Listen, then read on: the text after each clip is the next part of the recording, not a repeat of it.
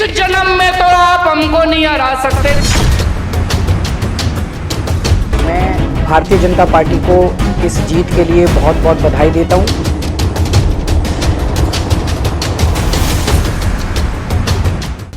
सत्तर सीटों वाले दिल्ली में जहां बीजेपी को 48 सीटों के साथ बहुमत मिला, वहीं यहां सत्ता में रही आम आदमी पार्टी 22 सीटों में ही सिमट गई।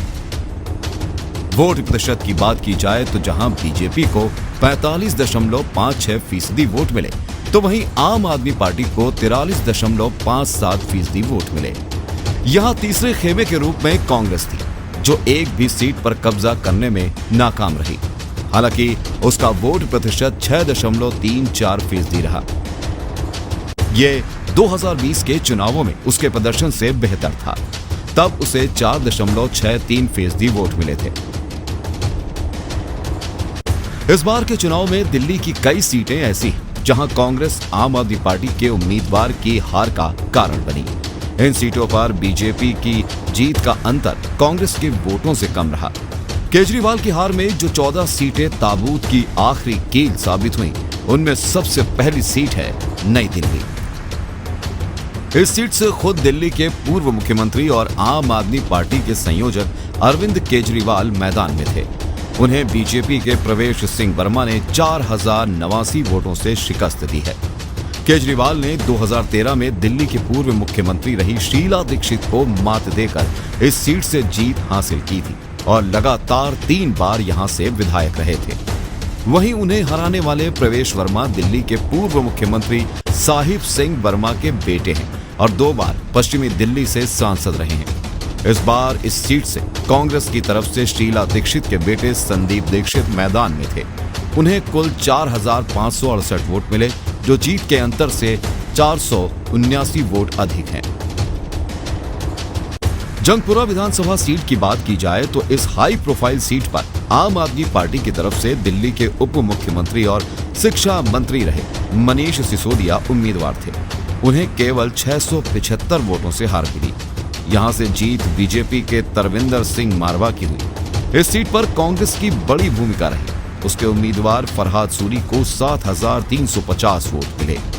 मनीष सिसोदिया 2013 से लगातार 3 बार पटपड़गंज सीट से विधायक थे, लेकिन इस चुनाव से पहले उन्होंने अपनी सीट बदल ली थी।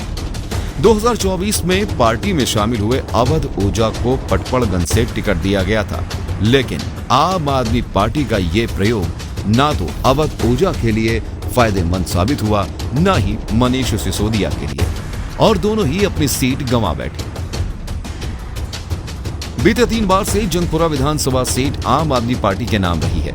2013 में यहां से मनिंदर सिंह धीर ने जीत हासिल की थी, जबकि इससे पहले 1998 से लेकर 2008 तक लगातार 3 बार तरविंदर सिंह मारवा ने विधायक के रूप में इस सीट का प्रतिनिधित्व किया।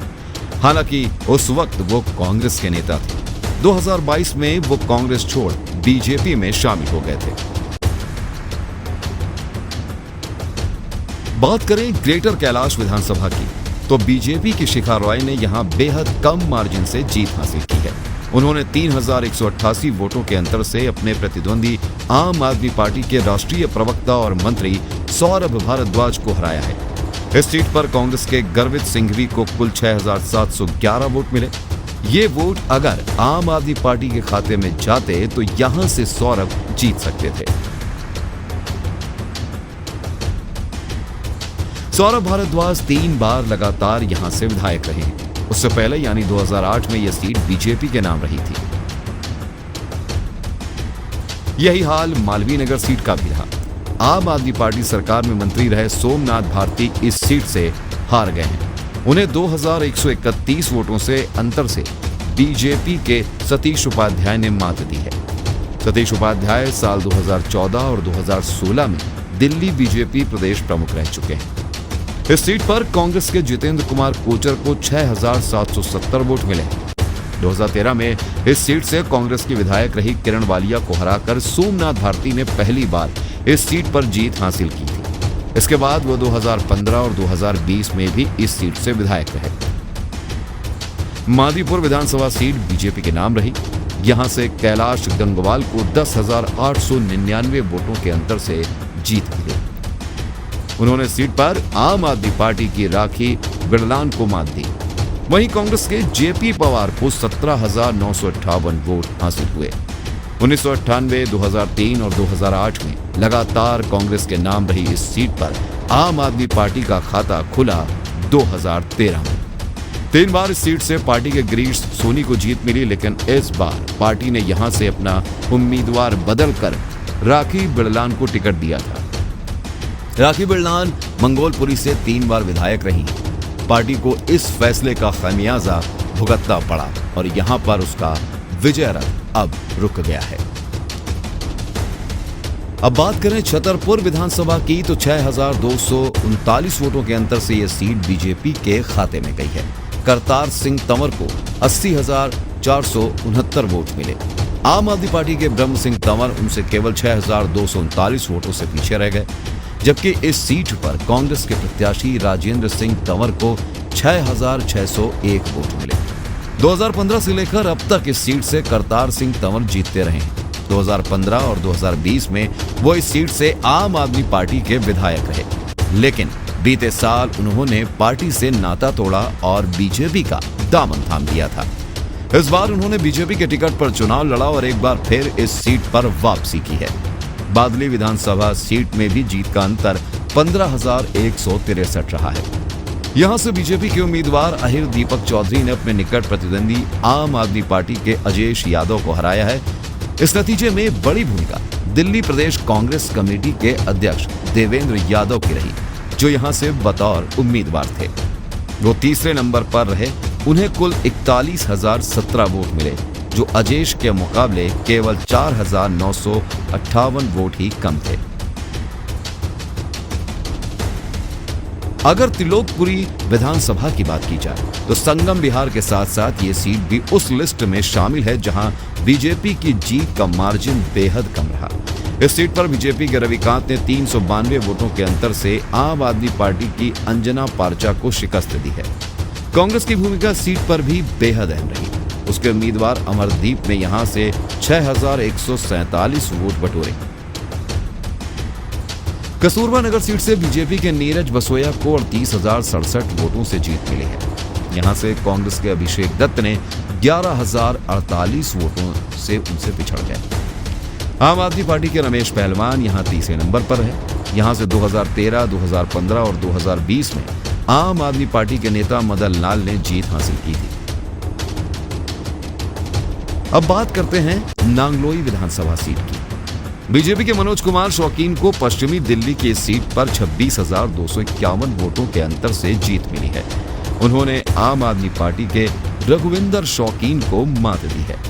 इस सीट पर कांग्रेस के रोहित चौधरी को 32,028 वोट मिले हैं, जो बीजेपी की जीत का एक बड़ा कारण है।